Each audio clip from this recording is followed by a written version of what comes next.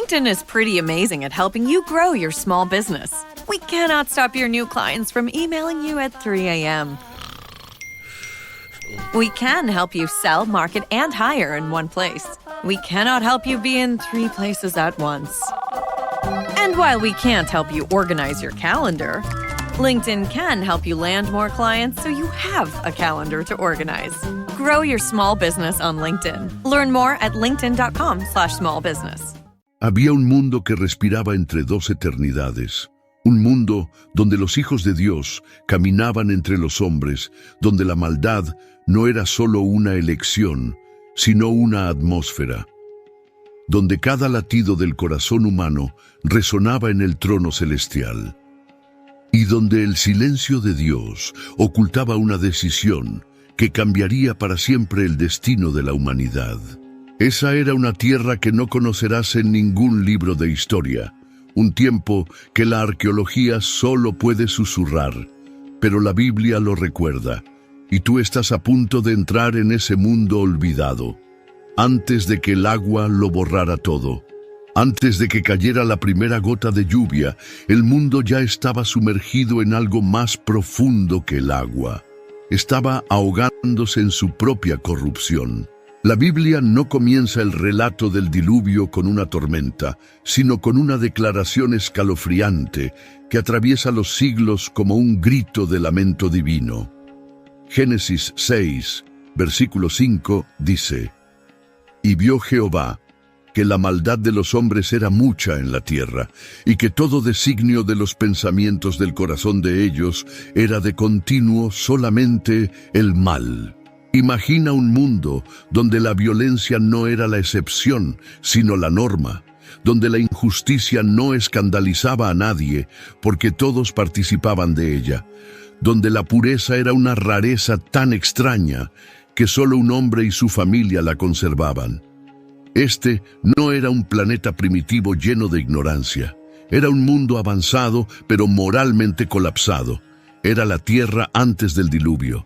Los cielos contemplaban en silencio, los ángeles observaban con horror, y Dios, el creador de todo lo visible e invisible, enfrentaba una decisión que rompería su propio corazón. Porque cuando el amor infinito se encuentra con la maldad infinita, algo tiene que ceder. Y lo que cedió no fue la justicia de Dios, sino la paciencia que había sostenido al mundo por generaciones. Génesis 6, versículo 3, revela: «Y dijo Jehová, no contenderá mi espíritu con el hombre para siempre, porque ciertamente él es carne, mas serán sus días 120 años». 120 años. Ese fue el tiempo que Dios concedió, no como una sentencia, sino como una oportunidad. 120 años de advertencia, 120 años de construcción, 120 años de predicación, 120 años para que alguien, cualquiera, preguntara: ¿y si Dios tiene razón? Pero nadie preguntó, nadie escuchó, nadie cambió. Y cuando el último clavo fue martillado en el arca, cuando la última tabla fue sellada con brea, cuando el último animal entró en fila como si supiera algo que los humanos se negaban a creer, el mundo seguía riendo, seguía bebiendo, seguía casándose y dándose en casamiento, seguía viviendo como si mañana fuera eterno.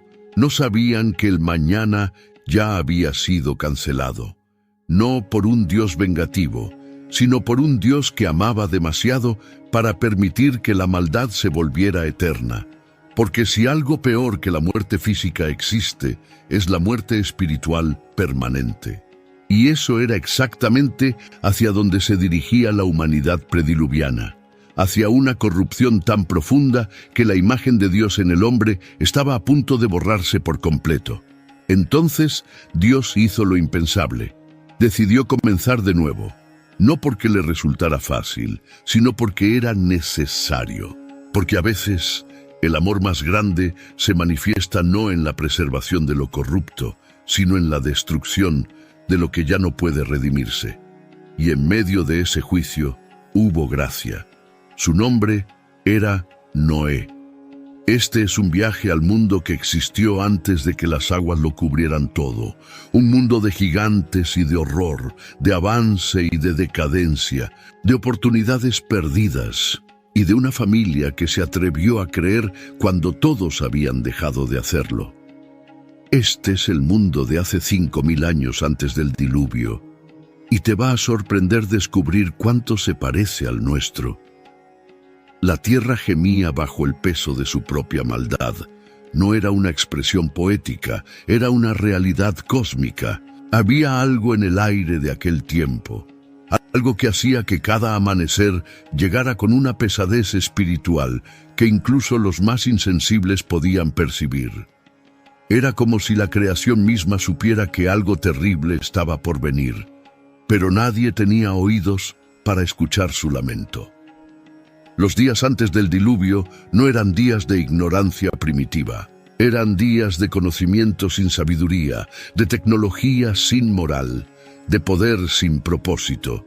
La humanidad había avanzado, había construido ciudades, había desarrollado comercio, había creado arte y música. Génesis 4 habla de Jubal, el padre de todos los que tocan arpa y flauta. Habla de Tubal-Caín, artífice de toda obra de bronce y de hierro.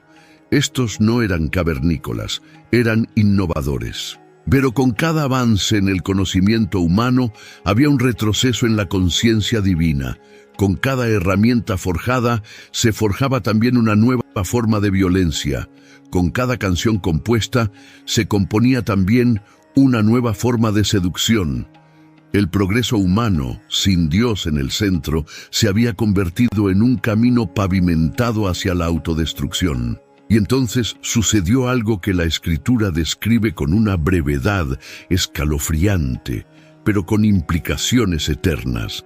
Génesis 6, versículo 2 dice: «Viendo los hijos de Dios que las hijas de los hombres eran hermosas, tomaron para sí mujeres, escogiendo entre todas».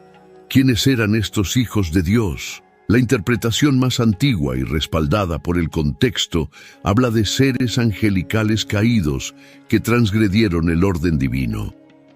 Cruzaron una línea que nunca debió cruzarse. Se mezclaron con la humanidad de una manera que corrompió la creación misma. Y el resultado fue una raza híbrida, descrita en el versículo 4. Había gigantes en la tierra en aquellos días, y también después que se llegaron los hijos de Dios a las hijas de los hombres y les engendraron hijos. Estos fueron los valientes que desde la antigüedad fueron varones de renombre. Los Nefilim, los caídos, los poderosos, los hombres de renombre. No eran héroes en el sentido divino, eran tiranos en el sentido humano. Eran producto de una rebelión cósmica que había infectado la tierra con una maldad que iba más allá de lo natural. Eran la evidencia viviente de que Satanás no solo quería corromper el corazón del hombre, sino su misma genética, su misma esencia. ¿Por qué haría esto el enemigo? Porque había una promesa dada en Génesis 3, versículo 15, donde Dios declaró que la simiente de la mujer aplastaría la cabeza de la serpiente. Satanás sabía que un redentor vendría, y si podía corromper la línea genealógica humana, si podía contaminar la raza de la cual nacería el Mesías, entonces podría evitar su propia derrota. Pero había un hombre, un solo hombre que la Escritura describe con palabras que resuenan como un faro en medio de la oscuridad total. Génesis 6, versículo 9 dice: Noé, varón justo, era perfecto en sus generaciones. Con Dios caminó Noé. Esa palabra, perfecto, en hebreo es tamim, que significa sin mancha, íntegro, completo. No solo en carácter, sino también en genealogía. Noé era puro. Su línea no había sido contaminada. Por eso Dios lo eligió. No solo porque era justo, sino porque era viable. Porque a través de él la promesa aún podía cumplirse. A través de él la humanidad aún podía continuar. A través de él el plan de redención aún tenía un camino. Noé no era perfecto porque fuera mejor que todos. Era perfecto porque Dios lo había preservado para un propósito que trascendía su propia vida.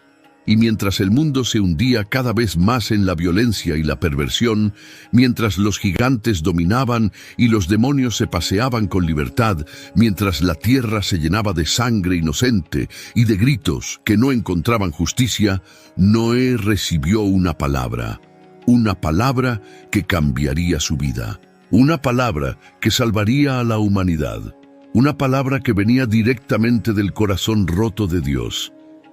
Haré venir un diluvio de aguas sobre la tierra. Las palabras cayeron sobre Noé como martillazos divinos. No eran una sugerencia, no eran una posibilidad, eran una sentencia dictada no por capricho, sino por necesidad.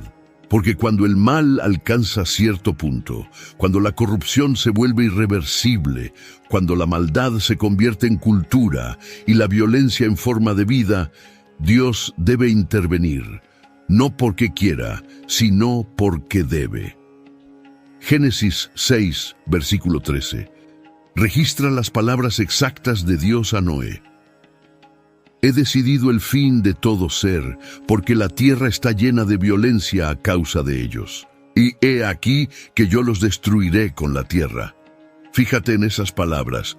He decidido. No estoy considerando. No, tal vez. He decidido. Había una finalidad en esa declaración que no dejaba espacio para negociación. El tiempo de la gracia estaba llegando a su fin. Pero en medio del juicio había una provisión, siempre la hay, porque Dios nunca juzga sin antes advertir, nunca destruye sin antes ofrecer salvación. Y la salvación, en este caso, tenía forma de un arca, una estructura masiva, ridícula para los estándares de la época, imposible de justificar por la lógica humana, pero absolutamente necesaria por decreto divino. Hazte un arca de madera de gofer. Cada palabra de esas instrucciones era crucial. Cada medida, cada compartimento, cada detalle había sido diseñado por Dios mismo.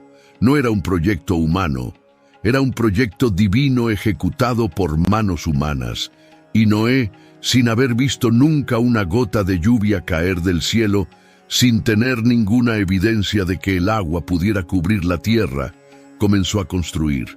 Puedes imaginar lo que pensaban sus vecinos. Puedes imaginar las burlas, las risas, el desprecio.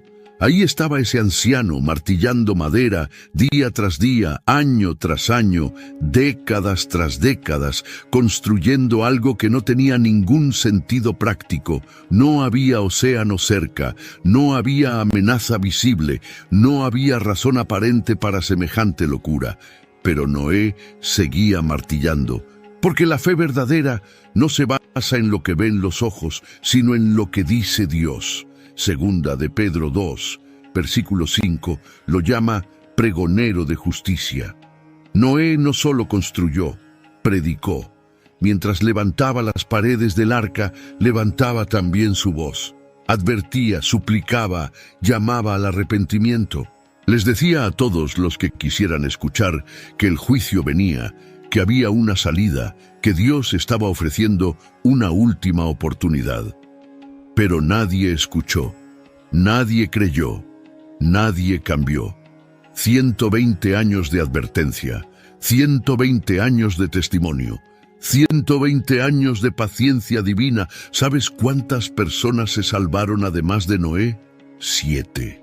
Su esposa, sus 3 hijos, las esposas de sus hijos.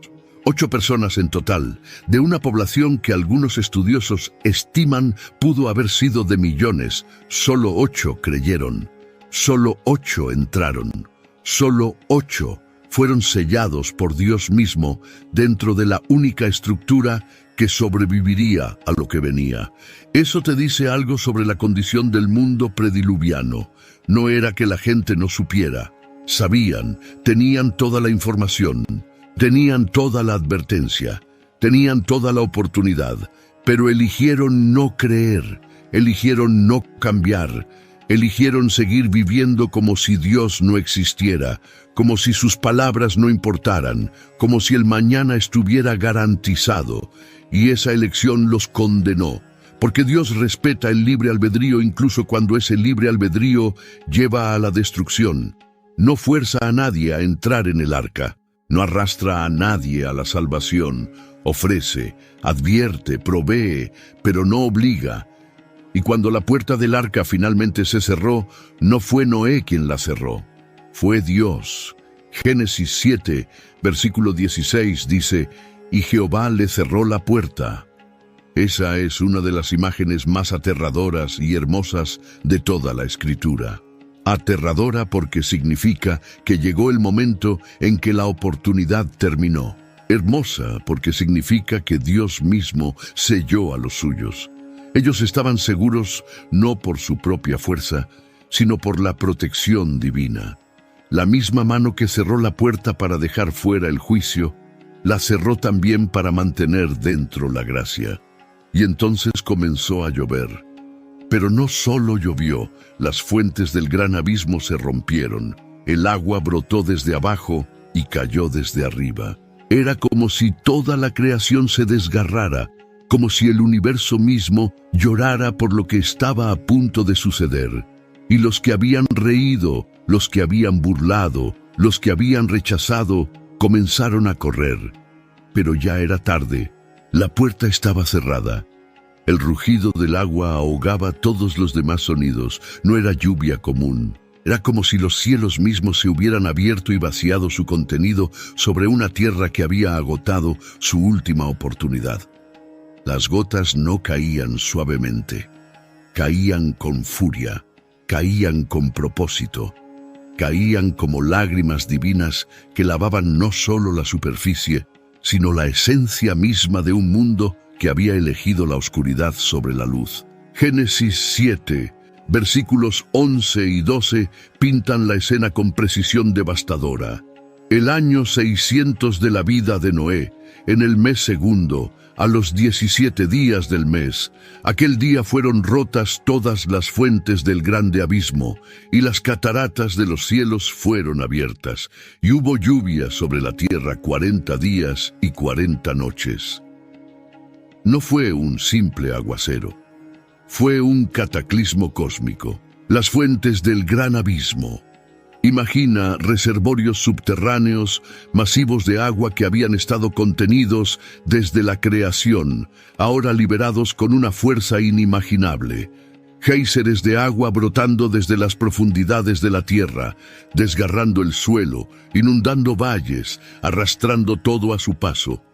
Y desde arriba las cataratas del cielo, como si una represa celestial se hubiera roto y todo el océano suspendido cayera de una sola vez.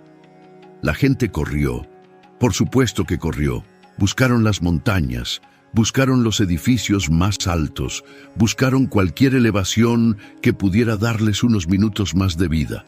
Madres cargando a sus hijos, hombres fuertes arrastrando a los débiles, ancianos dejados atrás porque no podían mantener el ritmo. Y los gigantes, los famosos Nefilim, los que habían dominado con terror, ahora también huían, tan indefensos como cualquier otro ante la ira del agua. Pero el agua no tenía prisa. Subía constante, implacable, segura. Versículo 17. Y fue el diluvio 40 días sobre la tierra, y las aguas crecieron, y alzaron el arca, y se elevó sobre la tierra. Mientras el mundo se hundía, el arca subía. Mientras todo lo demás perecía, lo único que había sido construido en obediencia flotaba, no por su propio mérito, sino por el diseño divino. Dentro del arca Noé y su familia escuchaban el golpeteo incesante de la lluvia contra la madera. Escuchaban el crujir de las tablas bajo la presión del agua. Escuchaban, probablemente, los gritos ahogados de los que habían rechazado entrar, y no podían hacer nada. La puerta estaba sellada, no por ellos, sino por Dios. Y esa misma puerta que los protegía también significaba que nadie más podía ser salvado. ¿Cómo se siente eso? ¿Cómo se siente ser uno de los 8? ¿Cómo se siente saber que obedeciste cuando todos dudaban, que creíste cuando todos se burlaban, que ahora estás a salvo mientras el mundo perece? Es alivio, es culpa, es una mezcla de ambos. La Escritura no nos da esos detalles emocionales, pero podemos imaginar que Noé no celebraba, lloraba, porque la justicia de Dios, aunque necesaria, siempre viene con un costo que rompe el corazón. Las aguas siguieron subiendo. Versículo 19. Y las aguas subieron mucho sobre la tierra, y todos los montes altos que había debajo de todos los cielos fueron cubiertos. Todos los montes, no algunos, todos. Hasta las cimas más elevadas desaparecieron bajo el agua, 15 codos por encima de las montañas más altas. Aproximadamente 7 metros de agua cubriendo lo que antes había sido las alturas seguras. No había escapatoria, no había excepción, no había plan B. Y entonces, una declaración que resume la magnitud de lo sucedido. Versículo 23. Así fue destruido todo ser que vivía sobre la faz de la tierra, desde el hombre hasta la bestia, los reptiles y las aves del cielo. Y fueron raídos de la tierra, y quedó solamente Noé, y los que con él estaban en el arca. Solamente Noé, solamente los que estaban con él. Todo lo demás, borrado, eliminado, como si nunca hubiera existido. Esa es la realidad del juicio divino. No es selectivo en su alcance, es absoluto. Cuando Dios dice hasta aquí, significa hasta aquí. Cuando dice se acabó el tiempo se acabó. No hay negociación, no hay extensión, no hay última oportunidad después de la última oportunidad, porque hubo 120 años de últimas oportunidades, y todas fueron desperdiciadas. Pero incluso en medio del juicio más severo registrado en la Escritura, hay una línea que brilla con esperanza, y quedó solamente Noé y los que con él estaban en el arca. Solamente. Esa palabra podría sonar como desolación, pero también suena como preservación, porque solamente significa que alguien quedó, que no todo terminó, que Dios no destruyó sin antes salvar, que en medio de la muerte universal había vida protegida. El arca flotaba sobre las aguas del juicio, y dentro de ella 8 personas y todo tipo de animales respiraban, comían, dormían, esperaban. Esperaban que el agua bajara, esperaban que la tierra volviera a aparecer, esperaban que Dios cumpliera su promesa de que esto no sería el fin, sino un nuevo comienzo. Y mientras esperaban, el mundo entero estaba siendo lavado, limpiado, preparado para un reinicio que solo era posible porque alguien había creído cuando creer parecía locura. El silencio después de la tormenta era ensordecedor. Las cataratas del cielo se habían cerrado, las fuentes del abismo habían sido contenidas nuevamente, pero el agua permanecía. Un océano global que cubría toda la tierra, sin costa, sin tierra visible, sin ninguna señal de que alguna vez hubiera existido un mundo debajo. Era como si Dios hubiera presionado el botón de reinicio en la creación, borrando todo rastro de la civilización que había fracasado tan espectacularmente. Dentro del arca, Noé y su familia vivían en una especie de limbo existencial. No estaban muertos, pero tampoco estaban realmente vivos en el sentido pleno. Estaban suspendidos, flotando sobre las tumbas de todos los que habían conocido. Cada amigo, cada vecino, cada persona que había martillado junto a Noé, que había compartido comida con él, que había reído de su proyecto absurdo, ahora descansaba bajo metros y metros de agua. Y Noé seguía flotando. Génesis 7, versículo. I just got up there and I was just like, oh my God, thank you. And then I heard, someone, anyone, please help. So he's like Superman being able to carry me off the mountain. The award-winning Tell Me What Happened podcast from OnStar is back. New emergencies, new heroes. Find out what happens in Season 6 of Tell Me What Happened. Out now. Ryan Reynolds here from Mint Mobile. I don't know if you knew this, but anyone can get the same premium wireless for $15 a month plan that I've been enjoying. It's not just for celebrities. So do like I did and have one of your assistant's assistants switch you to Mint Mobile today. I'm told it's super easy to do at mintmobile.com/switch. Upfront payment of $45 for 3-month plan, equivalent to $15 per month required. Intro rate first 3 months only, then full price plan options available. Taxes and fees extra. See full terms at mintmobile.com. Versículo 24 dice algo que la mayoría pasa por alto. Y prevalecieron las aguas sobre la tierra 150 días. 150 días. 5 meses completos donde no hubo cambio, donde el agua simplemente estaba ahí, estática, cubriendo todo. 5 meses de espera sin saber qué vendría después. 5 meses de silencio donde lo único que podían hacer era confiar en que el mismo Dios que los había metido en el arca los sacaría de ella. Pero entonces algo comenzó a cambiar. Génesis 8, versículo 1, contiene una de las frases más hermosas de toda la narrativa del diluvio. Y se acordó Dios de Noé, y de todos los animales, y de todas las bestias que estaban con él en el arca. Se acordó, no porque hubiera olvidado. Dios no olvida, pero acordarse en hebreo, sacar, significa actuar con propósito, moverse con intención, intervenir con poder. Dios se movió, y cuando Dios se mueve, todo cambia.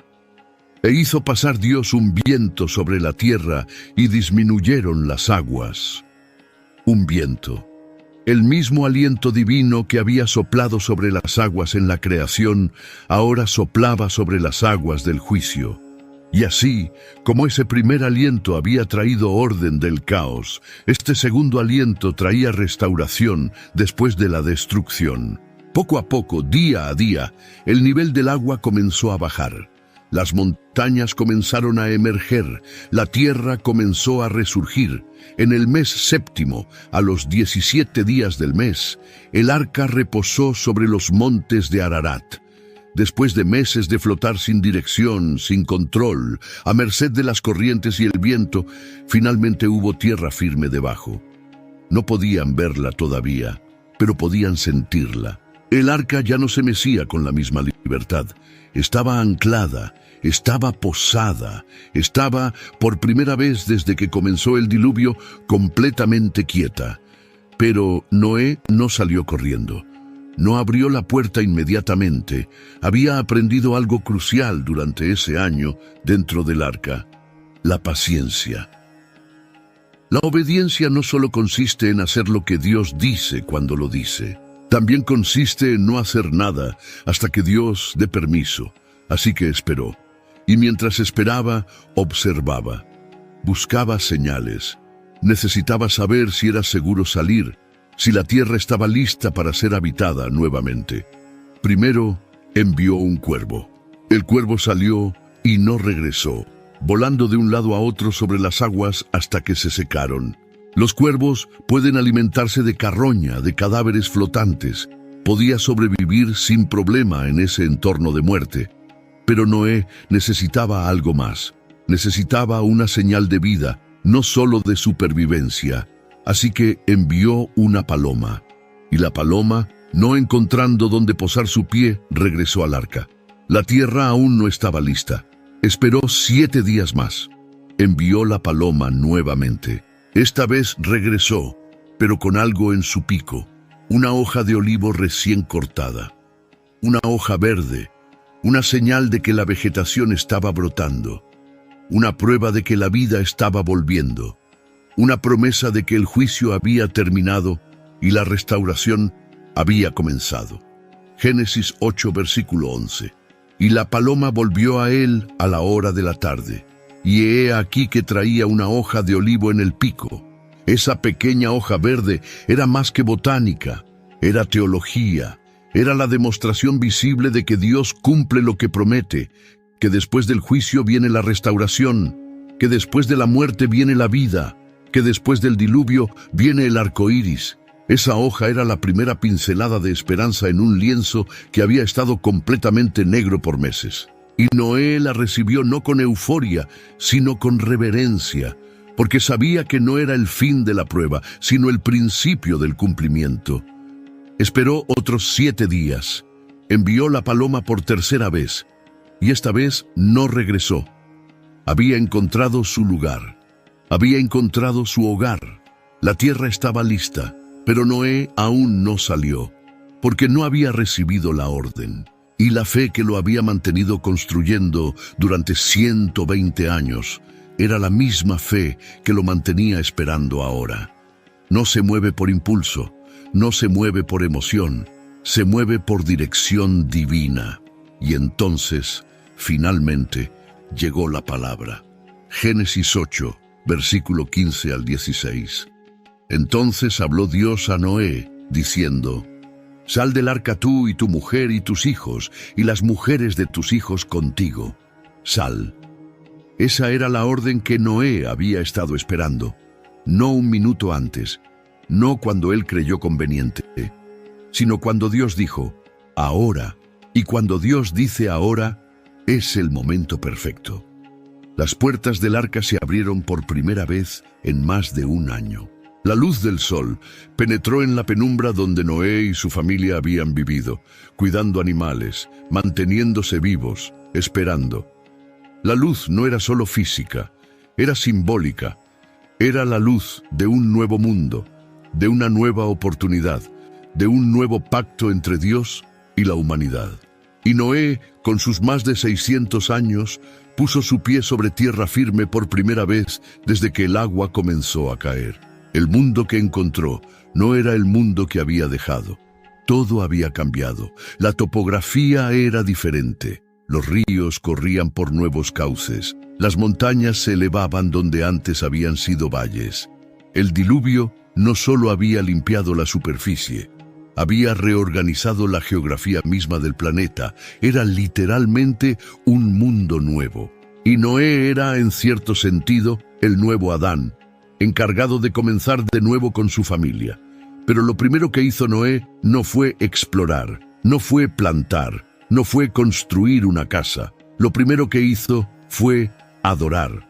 Génesis 8, versículo 20. Y edificó Noé un altar a Jehová, y tomó de todo animal limpio y de toda ave limpia, y ofreció holocausto en el altar. Un altar, un sacrificio, un reconocimiento de que la salvación no había sido por su propia astucia, sino por la gracia divina. Noé entendía que estaba vivo no porque lo mereciera, sino porque Dios había decidido preservarlo. El humo del sacrificio subió hacia los cielos, y Dios lo percibió. Versículo 21. Y percibió Jehová olor grato. Y dijo Jehová en su corazón: no volveré más a maldecir la tierra por causa del hombre. No volveré más. Esa era una promesa. No porque el hombre hubiera cambiado. El versículo mismo reconoce que el intento del corazón del hombre es malo desde su juventud. El problema humano seguía siendo el mismo, pero la respuesta divina sería diferente. Dios decidió que nunca más destruiría toda la tierra con un diluvio, no porque la humanidad lo mereciera, sino porque Él así lo determinó. Y para sellar esa promesa, dio una señal visible que todos pudieran ver. Génesis 9, versículo 13.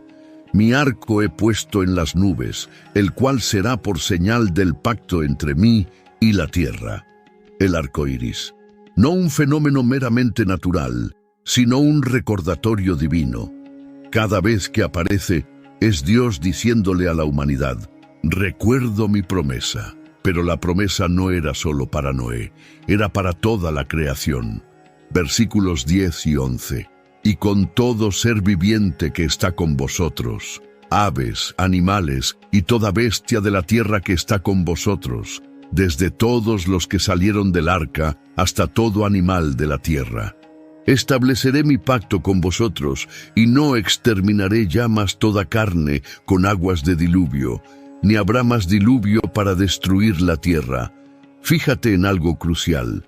Dios no prometió que no habría más juicio, prometió que no habría más diluvio global, porque el próximo juicio no será con agua. Segunda de Pedro 3, versículos 6 y 7, lo dice claramente. Por lo cual el mundo de entonces pereció anegado en agua, pero los cielos y la tierra que existen ahora están reservados por la misma palabra, guardados para el fuego en el día del juicio. Agua la primera vez, fuego la próxima, y otra vez habrá un arca. Su nombre es Jesús. Noé comenzó a cultivar la tierra, plantó una viña. La vida continuaba, pero la naturaleza humana también continuaba. Génesis 9 registra un incidente vergonzoso donde Noé se embriagó y quedó desnudo en su tienda. Incluso el hombre más justo de su generación no era perfecto. Incluso el que había caminado con Dios tenía sus momentos de debilidad. Y eso nos recuerda algo importante. El diluvio limpió la tierra, pero no limpió el corazón humano. Ese trabajo requeriría otro sacrificio, otra arca, otra salvación. Los hijos de Noé se multiplicaron. Sem, Cam y Jafet se convirtieron en los padres de todas las naciones que poblarían la tierra. Génesis 10, conocido como la tabla de las naciones, rastrea cómo de esos 3 hombres surgieron 70 naciones diferentes. De esas 8 personas que salieron del arca, viene cada ser humano que vive hoy. Todos somos descendientes de Noé. Todos llevamos en nuestras venas la sangre de aquel hombre que creyó cuando nadie más creía. Y en la línea de Sem, específicamente, se preservó la promesa de que vendría un redentor, la promesa de que la simiente de la mujer aplastaría la cabeza de la serpiente. El plan de Satanás de corromper la línea genealógica humana había fallado. El diluvio había eliminado la contaminación de los Nefilim, y ahora, a través de esta familia preservada, el Mesías podría venir. El linaje estaba asegurado, la profecía estaba intacta, la esperanza estaba viva. Noé vivió 350 años después del diluvio. Génesis 9, versículo 28. 350 años donde vio a sus descendientes multiplicarse, donde vio ciudades construirse, donde vio la humanidad comenzar de nuevo, y cuando finalmente murió, a los 950 años, murió sabiendo que había cumplido su propósito. No solo sobrevivió al juicio, preservó el futuro, y en ese futuro estaba escrito el nombre de alguien que haría lo que el arca solo podía simbolizar: salvar no solo del agua, sino del pecado mismo. El mundo después del diluvio era similar, pero diferente. Había cielo, había tierra, había animales y plantas y ríos y montañas, pero algo fundamental había cambiado en la estructura misma de la existencia humana. Génesis 9 establece un nuevo orden, un nuevo conjunto de reglas para esta humanidad restablecida. Y la primera de ellas tenía que ver con la vida misma. Dios bendijo a Noé y a sus hijos. Les dijo: fructificad y multiplicaos y llenad la tierra. Las mismas palabras que le había dicho a Adán en el principio. Un reinicio completo, una segunda oportunidad para la especie humana. Pero esta vez, con una diferencia significativa. En el Edén, el hombre era vegetariano. Génesis 1, versículo 29, le había dado al hombre toda planta que da semilla y todo árbol con fruto para comer. Pero ahora, Dios introduce algo nuevo. Génesis 9, versículo 3. Todo lo que se mueve y vive os será para mantenimiento, así como las legumbres y plantas verdes, os lo he dado todo. Los animales ahora podían ser alimento, pero con una condición crucial: Versículo 4. Pero carne con su vida, que es su sangre, no comeréis. La sangre representaba la vida, y la vida pertenecía a Dios. Podían matar para comer, pero no podían consumir la sangre. Era un recordatorio constante de que toda vida es sagrada, es prestada, es un don divino. Y luego vino algo aún más significativo. Versículo 5. Porque ciertamente demandaré la sangre de vuestras vidas. De mano de todo animal la demandaré, y de mano del hombre. De mano del varón, su hermano, demandaré la vida del hombre. Aquí se establece el principio de la justicia humana. Si un animal mata a un ser humano, debe ser eliminado. Si un hombre mata a otro hombre, debe responder por esa vida. La vida humana tiene valor supremo, y quien la quita paga con la suya. Versículo 6 contiene una de las declaraciones más poderosas sobre el valor de la vida humana en toda la Escritura. El que derramare sangre de hombre, por el hombre su sangre será derramada, porque a imagen de Dios es hecho el hombre. Ahí está. La razón por la cual asesinar a un ser humano es el crimen máximo. No es solo porque destruyes un cuerpo. Es porque profanas la imagen de Dios. Cada persona, sin importar su raza, edad, capacidad o condición, lleva la marca del Creador. Atacar a un ser humano es atacar a la imagen de Dios mismo. Este principio estableció la base para todo sistema de justicia que vendría después. Estableció el valor intrínseco de cada vida humana. Estableció que el asesinato no es solo un crimen contra la víctima o la sociedad, sino contra Dios mismo. Y estableció que la justicia no es venganza, sino restauración del orden moral que el crimen había violado. La pena capital, en este contexto, no era crueldad. Era reconocimiento del valor absoluto de la vida que había sido tomada. Pero más allá de estas leyes prácticas, había algo más profundo sucediendo. El mundo después del diluvio no era el mundo antes de la caída. La relación entre el hombre y la naturaleza había cambiado. Génesis 9, versículo 2. El temor y el miedo de vosotros estarán sobre todo animal de la tierra y sobre toda ave de los cielos, en todo lo que se mueva sobre la tierra y en todos los peces del mar. En vuestra mano son entregados. Los animales ahora temerían al hombre. La armonía original se había roto. Había una tensión, una distancia, un reconocimiento instintivo de peligro. El reino animal ya no veía al humano como su cuidador benevolente, sino como su potencial depredador. Era otra consecuencia del pecado. Otra grieta en la creación que solo sería sanada cuando venga el nuevo cielo y la nueva tierra, cuando el lobo more con el cordero y el niño pequeño juegue sobre la cueva de la serpiente. Noé también introdujo algo más en este mundo nuevo: la agricultura especializada. Génesis 9, versículo 20 dice: Después comenzó Noé a labrar la tierra y plantó una viña. La viña, el vino, la fermentación, y con ella, lamentablemente, también vino el exceso. El mismo capítulo que establece leyes sobre la santidad de la vida también muestra a Noé embriagándose y quedando en una posición vergonzosa. Es un recordatorio brutal de que el carácter humano no cambió con el diluvio. El incidente con Cam, quien vio la desnudez de su padre, y en lugar de cubrirlo, fue a contárselo a sus hermanos con aparente burla, mientras que Sem y Jafet tomaron un manto y, caminando hacia atrás para no ver, cubrieron a su padre, revela algo sobre cómo el respeto y la deshonra ya estaban presentes en esta nueva humanidad. Y la maldición que Noé pronunció sobre Canaán, el hijo de Cam, tendría repercusiones que se sentirían durante milenios en la historia de Israel. Pero a pesar de los fallos humanos, a pesar de que el corazón del hombre seguía siendo malo desde su juventud, Dios mantuvo su pacto, mantuvo su promesa.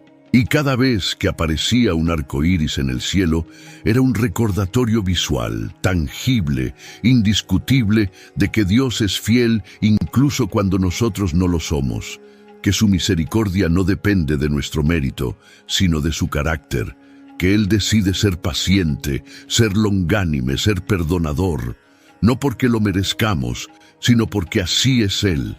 El mundo se llenó nuevamente, las ciudades se construyeron, las naciones se formaron, y con el tiempo la historia del diluvio pasó de ser memoria viva a leyenda transmitida, pero nunca se olvidó completamente. Cada cultura tiene su historia del diluvio, desde Mesopotamia hasta China, desde los nativos americanos hasta las tribus del Pacífico. Todos cuentan la historia de un gran diluvio que cubrió la tierra y de unos pocos que sobrevivieron en un barco. Los nombres cambian, los detalles varían, pero la esencia permanece, porque sucedió, realmente sucedió. Si pudieras retroceder en el tiempo y pararte en la tierra antes del diluvio, verías un mundo que te resultaría familiar y extraño a la vez. Familiar porque había ciudades, tecnología, comercio, arte. Extraño porque la maldad no era la excepción, sino la norma. Porque la violencia no escandalizaba, sino que se esperaba. Porque vivir para Dios no era simplemente difícil, era casi imposible. La pregunta que muchos hacen es, ¿cómo llegaron tan lejos tan rápido?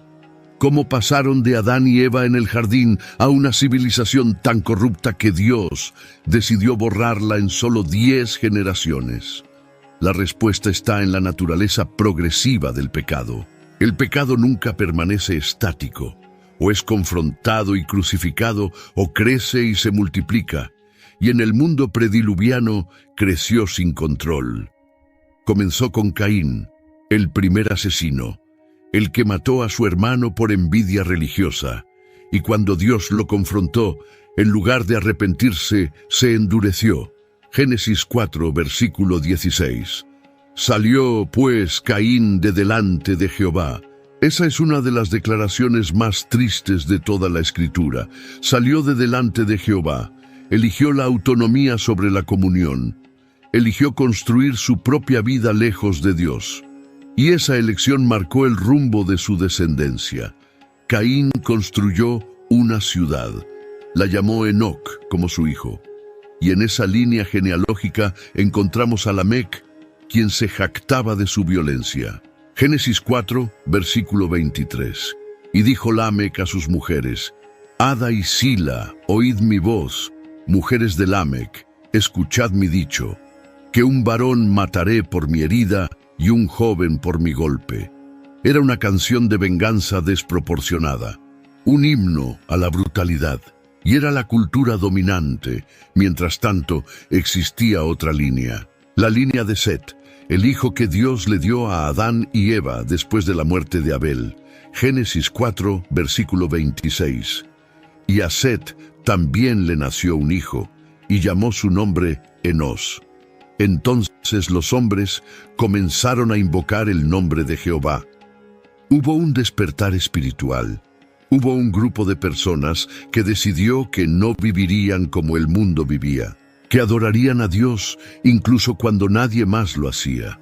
Esta línea piadosa produjo hombres como Enoc, quien caminó con Dios de manera tan íntima que Dios simplemente se lo llevó sin que viera muerte. Génesis 5, versículo 24. Caminó pues Enoc con Dios y desapareció, porque le llevó Dios. En medio de un mundo que se desmoronaba moralmente, Enoc demostró que era posible vivir en comunión con Dios, que la santidad no era imposible, que la obediencia no estaba fuera de alcance, y Dios lo honró de una manera que nadie más en esa generación experimentó. Pero con el tiempo, incluso esta línea piadosa comenzó a comprometerse. Génesis 6, versículo 2, habla de los hijos de Dios, tomando hijas de los hombres. Algunos interpretan esto como la línea de Set, mezclándose con la línea de Caín. Matrimonios mixtos entre creyentes y no creyentes. Alianzas que diluían la fe. Compromisos que debilitaban el testimonio, y con cada generación, la diferencia entre los que adoraban a Dios y los que no, se volvía menos clara. hasta que finalmente solo quedó Noé, un hombre, una familia, en un mundo de millones. Génesis 6, versículo 9. Noé, varón justo, era perfecto en sus generaciones. Con Dios caminó Noé. Como Enoc, Noé caminó con Dios. Pero a diferencia de Enoc, Noé tuvo que caminar con Dios en medio del juicio, no solo antes de él. Tuvo que construir cuando nadie creía. Tuvo que predicar cuando nadie escuchaba. Tuvo que confiar cuando no había evidencia visible que apoyara esa confianza. Y eso es lo que hace a Noé tan relevante para nosotros hoy. No vivía en una época fácil. No tenía una iglesia que lo apoyara. No tenía una comunidad de fe numerosa que lo animara. Estaba solo. Bueno, no completamente solo. Tenía a Dios. Y eso fue suficiente. Porque cuando tienes a Dios, tienes todo lo que necesitas para obedecer, incluso cuando la obediencia te hace parecer loco ante los ojos del mundo. La lección del mundo prediluviano no es solo histórica, es profética. Jesús mismo lo dijo en Mateo 24, versículos 37 al 39. Mas como en los días de Noé, así será la venida del Hijo del Hombre. Porque como en los días antes del diluvio estaban comiendo y bebiendo, casándose y dando en casamiento, hasta el día en que Noé entró en el arca, y no entendieron hasta que vino el diluvio y se los llevó a todos, así será también la venida del Hijo del Hombre, como en los días de Noé. Esa frase debería hacernos detenernos, debería hacernos mirar nuestro propio tiempo con ojos más claros. Porque vivimos en un mundo notablemente similar, un mundo de avance tecnológico sin progreso moral, un mundo de conocimiento sin sabiduría, un mundo donde la maldad se llama bien y el bien se llama maldad. Un mundo donde la paciencia de Dios está siendo probada, donde las advertencias están siendo ignoradas, donde la puerta de la gracia aún está abierta, pero no permanecerá así para siempre. Hay algo que a menudo pasamos por alto en la historia del diluvio. No fue Dios quien cambió, fue el hombre. Dios siguió siendo el mismo Dios amoroso, justo, paciente que siempre había sido. Pero la humanidad cruzó un umbral moral del cual no había retorno. Y cuando eso sucede, cuando el mal alcanza un punto donde ya no puede coexistir con la bondad, cuando la corrupción amenaza con volverse eterna e irreversible, Dios debe intervenir. No porque disfrute el juicio, sino porque ama demasiado la justicia para permitir que el mal triunfe eternamente. Piensa en esto, Dios esperó 120 años, 12 décadas, más de 43,000 días. Cada día de esos 120 años, Noé martillaba. Cada día predicaba. Cada día el arca crecía un poco más. Y cada día era otra oportunidad para que alguien, cualquiera, dijera, tal vez Noé tiene razón, tal vez deberíamos escuchar, tal vez deberíamos cambiar. Pero nadie lo hizo. Nadie además de su propia familia. ¿Qué dice eso sobre el poder del engaño? ¿Qué dice sobre la capacidad del ser humano de ignorar incluso las advertencias más claras cuando están decididos a vivir según sus propios términos? La Biblia dice que antes del diluvio, todo designio de los pensamientos del corazón de ellos era de continuo solamente el mal. No ocasionalmente, no a veces. De continuo, solamente. Esas palabras no dejan espacio para ambigüedad. Era una generación totalmente entregada a la maldad. Y sin embargo Dios no actuó precipitadamente. No envió el diluvio después del primer asesinato. No lo envió después del primer acto de violencia generalizada. No lo envió después de que los Nefilim aparecieran. Esperó hasta que no había absolutamente ninguna esperanza de redención. Esperó hasta que preservar esa generación significaría condenar todas las generaciones futuras. Esperó hasta que el amor mismo exigía la intervención, porque eso es lo que el juicio divino es en su esencia. Amor actuando para preservar lo que aún puede ser salvado. El diluvio no fue odio, fue cirugía, fue la amputación de un miembro gangrenado para salvar el cuerpo. Fue doloroso, fue devastador, fue absoluto, pero fue necesario, porque si Dios hubiera permitido que esa generación continuara, la imagen de Dios en el hombre habría sido borrada por completo, y entonces no habría habido esperanza de redención para nadie. Noé entendió esto. Por eso su primer acto después del diluvio fue construir un altar y ofrecer sacrificio. No estaba celebrando la destrucción de sus contemporáneos. Estaba reconociendo la misericordia de Dios en medio del juicio. Estaba adorando al Dios que había encontrado una manera de juzgar el pecado sin destruir completamente la posibilidad de salvación. Estaba agradeciendo por la gracia que lo había preservado cuando merecía perecer tanto como cualquier otro, porque ese es el punto que no podemos perder. Noé no era perfecto, no era libre de pecado, no era intrínsecamente mejor que sus vecinos. Lo que lo diferenciaba era una cosa: había creído a Dios, había tomado a Dios en serio, había actuado según lo que Dios había dicho, incluso cuando no tenía sentido, incluso cuando nadie más lo hacía. Y esa fe lo salvó. No su bondad, no su justicia propia, su fe. Hebreos 11, versículo 7. Por la fe Noé, cuando fue advertido por Dios acerca de cosas que aún no se veían, con temor preparó el arca en que su casa se salvase. Y por esa fe condenó al mundo, y fue hecho heredero de la justicia que viene por la fe. Por la fe. Esas tres palabras resumen todo. Noé no vio ninguna nube en el cielo cuando comenzó a construir. No tenía evidencia meteorológica de que vendría un diluvio. No tenía precedentes históricos de que algo así fuera posible. Solo tenía la palabra de Dios y decidió que eso era suficiente. Decidió que si Dios lo dijo, entonces era verdad, sin importar cuán imposible sonara, y actuó en consecuencia. Eso es fe, y esa fe lo salvó a él y a todos los que estaban con él. Ahora piensa en nuestra generación, cómo nos parecemos a la generación de Noé. No estamos construyendo un arca física, pero se nos ha dado una advertencia. Se nos ha dicho que viene un día de juicio, no con agua, sino con fuego. Se nos ha dicho que la única forma de escapar es a través de la fe en Jesús, el arca verdadera. Se nos ha dado todo el tiempo necesario para creer, para arrepentirnos, para entrar. Y sin embargo, ¿cuántos están prestando atención?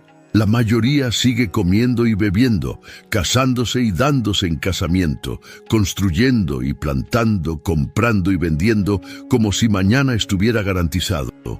Como si la paciencia de Dios no tuviera límite, como si la puerta de la gracia nunca se cerrara, pero se cerrará, como se cerró en el arca, como Dios mismo la cerró, y cuando se cierre será demasiado tarde para cambiar de opinión, demasiado tarde para creer, demasiado tarde para entrar. El arca que Noé construyó no era solo un barco, era una profecía en madera. Era un símbolo que apuntaba hacia algo mucho más grande que la salvación física de 8 personas y un zoológico flotante. Era un tipo, una sombra, una representación de la salvación definitiva que vendría miles de años después a través de otro descendiente de Noé, Jesucristo.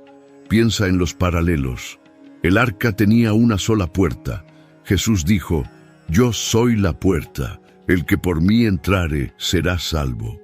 Solo había una forma de entrar al arca, y solo hay una forma de entrar en la salvación. No múltiples puertas, no diversos caminos, una puerta, un camino, un Salvador. La exclusividad del Evangelio no es arrogancia, es realidad. Como el arca era la única estructura que sobreviviría al diluvio, Jesús es el único nombre bajo el cielo dado a los hombres en que podamos ser salvos. El arca fue diseñada por Dios. Cada medida, cada compartimento, cada detalle venía de instrucciones divinas. Noé no improvisó, no hizo ajustes basados en su propia sabiduría. Siguió el plano exacto que Dios le dio.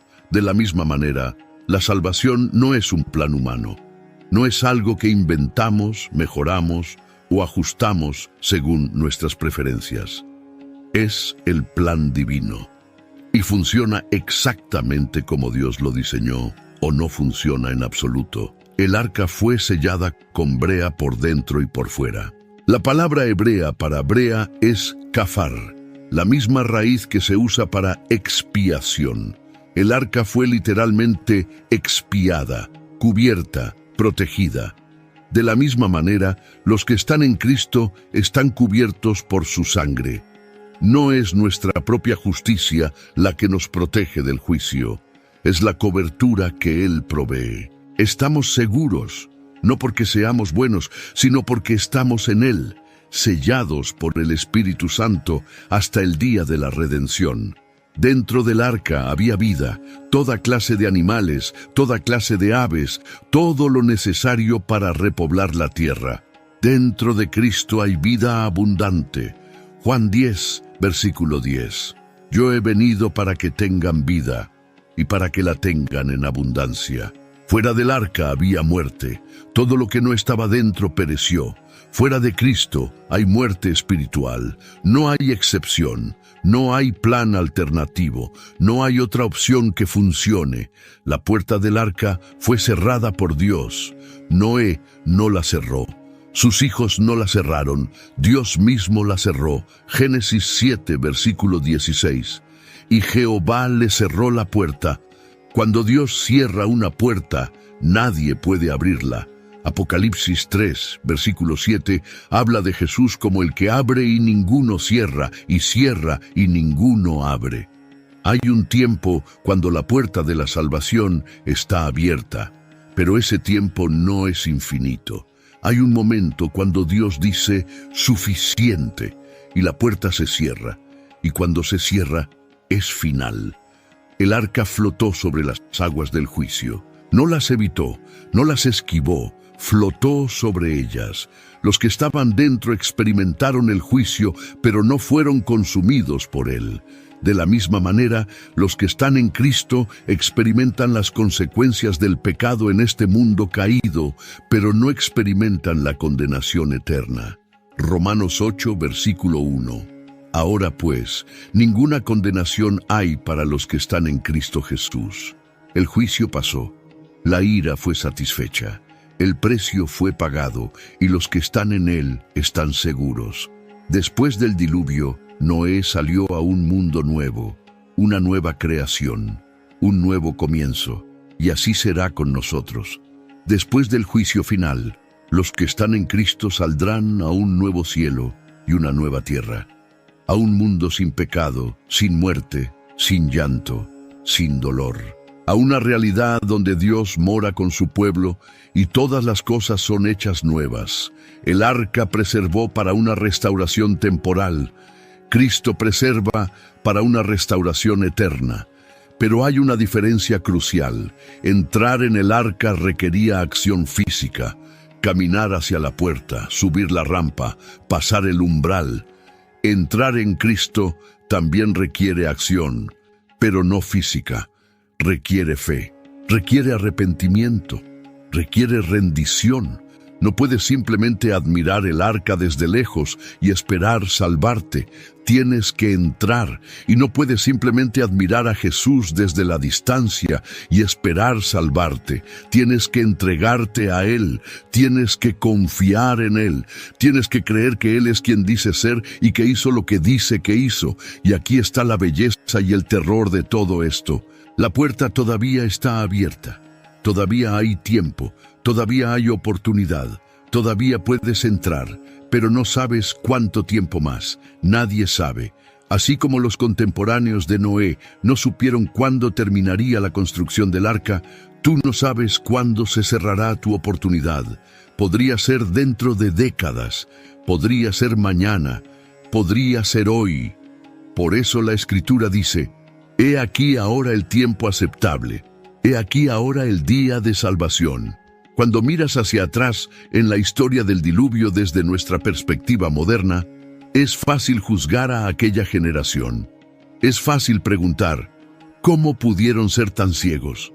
¿Cómo pudieron ignorar las advertencias? ¿Cómo pudieron ver a Noé construyendo durante 120 años y no preguntarse si tal vez tenía razón?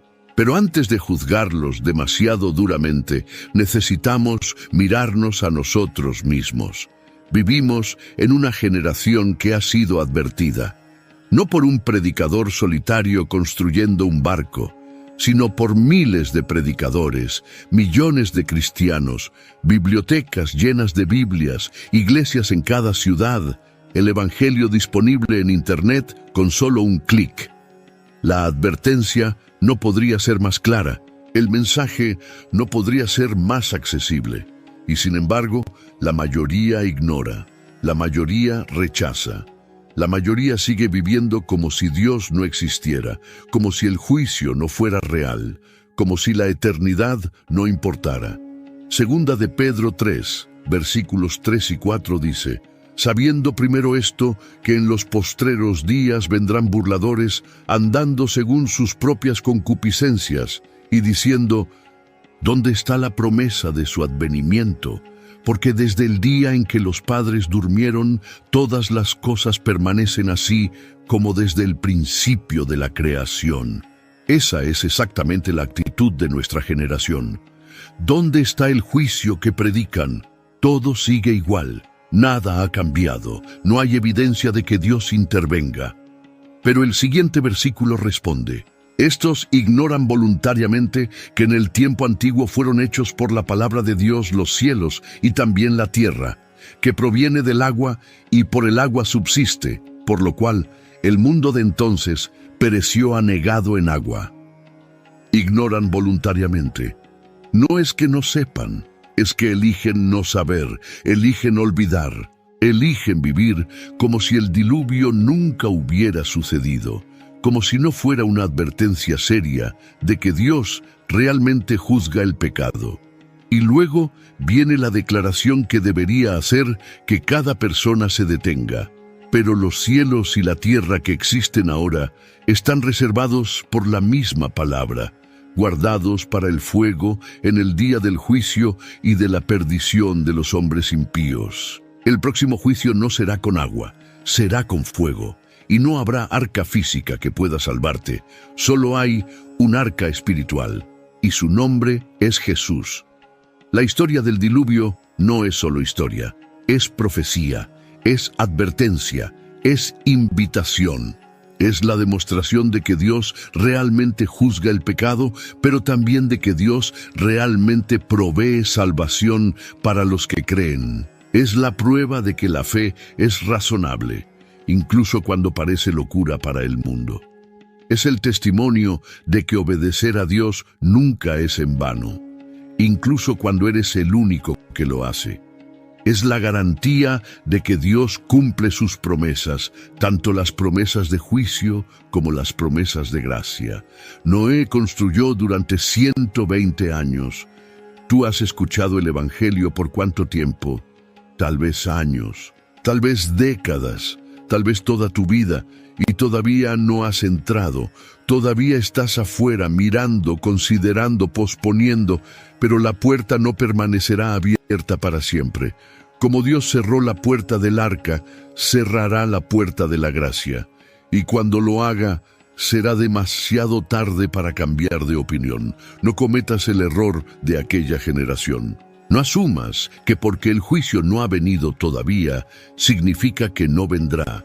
Segunda de Pedro 3, versículo 9 explica: el Señor no retarda su promesa, según algunos la tienen por tardanza, sino que es paciente para con nosotros, no queriendo que ninguno perezca, sino que todos procedan al arrepentimiento.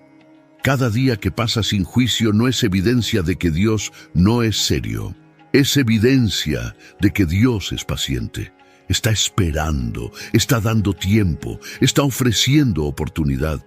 Pero esa paciencia tiene un límite, como tuvo un límite en los días de Noé, como tendrá un límite en nuestros días. Y cuando ese límite se alcance, cuando el último que va a entrar haya entrado, cuando el último que va a creer haya creído, la puerta se cerrará. Dios mismo la cerrará. Y entonces vendrá lo que debe venir. No porque Dios sea cruel, sino porque Dios es justo. No porque Dios disfrute el juicio, sino porque Dios ama la justicia. No porque Dios quiera que perezcas, sino porque respeta tu libertad de elegir, incluso cuando eliges rechazarlo. La vida hace 5.000 años antes del diluvio era una vida al borde del abismo. Una vida que parecía normal, próspera, avanzada, hasta el día en que comenzó a llover, y entonces en 40 días todo terminó, todo fue borrado, todo fue lavado, y solo quedó el arca, flotando sobre las tumbas de millones, llevando dentro de sí la esperanza de un nuevo comienzo. Tú estás viviendo en otro borde, no del diluvio de agua, sino del diluvio de fuego. No de una destrucción temporal, sino de una separación eterna.